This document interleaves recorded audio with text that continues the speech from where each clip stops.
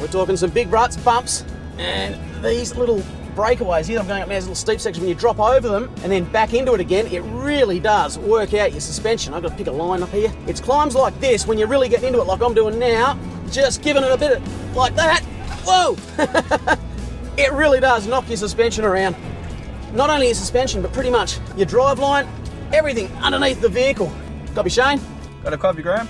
Mate, that is a hill of consequence. Get into it, bud. All right, on my way up. Whilst you're coming up, mate, what's your call on the impact, pardon the pun, tracks like this have on your suspension and wheel alignment? Oh, mate, if you're out on the weekend doing these sort of tracks, you definitely want to get it done after it, just to make sure you haven't knocked your wheel alignment out. So you suggest A, checking your suspension very often, and B, not just checking your wheel alignment after a new set of tyres, but pretty much after every weekend out. Oh, mate, it would be recommended, especially if you want to kick some life into your tyres. And what's the importance of a wheel alignment? Like, just tell us, what exactly does a wheel alignment do? Mate, it's all about the footprint when you're driving, you know, gets you the traction on or off road. Also keeps it so you get some life out of your tyres and, you know, you're not forking out $1,000 every couple of months. So I guess what you're saying is wheel alignment is a cheap way of extending the life of your tyres, which are an expensive item. Yep, definitely, mate.